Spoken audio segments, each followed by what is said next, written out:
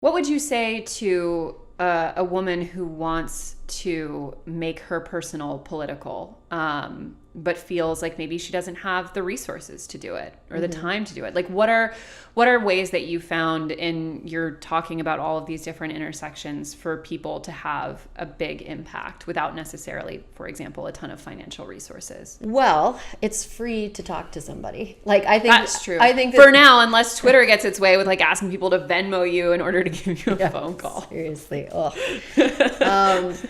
No, I think that there's a ton of power in like women's social networks, and I don't mean that as like a commodified tech social network. I mean in terms of the people that you know, and I think that in this day and age, it sounds like I'm so old. In this day and age, we meet in person a lot less, and one thing that I think a super easy way to like foster an environment where women form a group and talk to each other about things is like start a book club.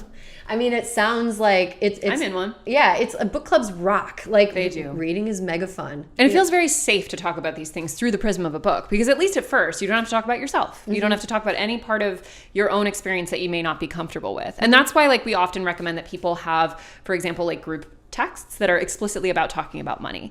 And you can talk about like your salary, you can talk about, you know, what you pay for rent, you know, if you have debt, all that kind of stuff. Because having a space that's explicitly dedicated to the topic means that you never have to do that awkward thing of bringing it up or introducing it or even testing whether or not someone else is okay with talking about it. Like you're already in the room and you're supposed to talk about this thing, you know? Yeah, totally. I think that's a good thing to do. And also I think like, I don't know, a safe space to talk about a prickly topic. I mean, I hate the phrase safe space, but I do think that there are certain topics that you want to feel safe talking about. And I think money is one of the things that it's awkward for us to talk about. I think another thing that like, I mean, this is kind of a tangent, but I think another thing that is very awkward for women to talk about is like health and diet and exercise, because it's so personal and we get so much shit for all of our decisions around those things.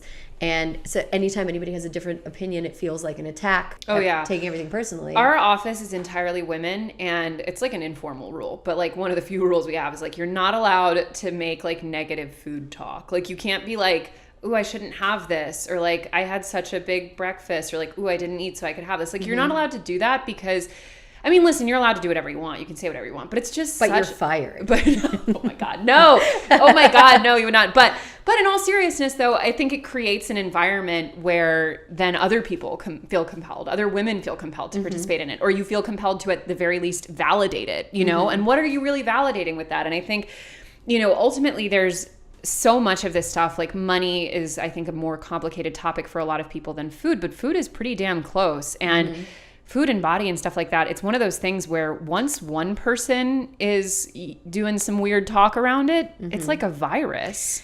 You know, that reminded me when we were talking like food and money both being awkward. Do you remember the episode of Sex and the City? Yes. Don't even need to you know know which exactly what I'm talking about, right? Carrie needs money. Yep. And Charlotte won't help her, and Carrie gets offended. I think one of the reasons that it's awkward to talk about is that I think a lot of times you read into conversations about money as either requests for help or offers of help. And like that's awkward if you feel like somebody is talking about their financial troubles with you. Could we break down what happened in that episode for the listeners who probably have better things to do than us watching that episode 6 times? So basically, long story short, Carrie Bradshaw has spent, I think they totaled it $40,000 on her designer shoes, and she was originally going to she was going to buy her apartment with her fiance, so they had already bought it. And they broke up, and so her like fiance was essentially like evicting her unless she bought back the apartment because he was going to sell it. And she didn't have any money, and like literally had no money in savings, nothing except for her check as a columnist. And she went to was insane. No columnist makes that much money. This is already fake news. There's no way this happened. This is crazy. But then she went to her friend, or no, she didn't actually ask her friend Charlotte York, who, to be clear, did not work and was just recently divorced from an extremely wealthy man and lived in a Park Avenue, whatever. like got mad at her because that woman didn't automatically offer her the money to buy her apartment, and then went over and like yelled at her. And to be clear, I think it was like one of the few like well done scenes in that show with the topic of money, because Charlotte was like, excuse me, like it's not my responsibility to like be fiscally responsible on your behalf, whatever. And then she ends up just giving her the money anyway. Charlotte ends up giving her like Tiffany engagement ring, which Carrie, I guess, pawns to buy the apartment. It's like, okay, the amount, like, I love that show, but the amount of cultural damage that show has done to women's idea of money and spending and material consumption is just unreal. But the original show is like pretty good, and it's like, and it's funny because it's about like 4 women, all of whom can be kind of assholes sometimes, and having to like face the consequences interpersonally for their asshole behavior. Like, and that's funny. It's funny. It's like, but it's not like this is a blueprint for how to be. This is how to be a woman. It's like, no, this is a story of these 4 complicated, flawed women who live in this world that is like not really that has its problems.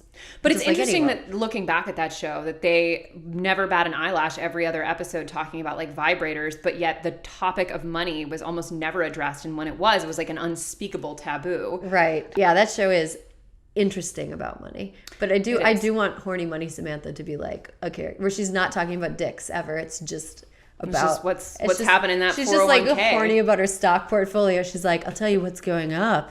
The Dow.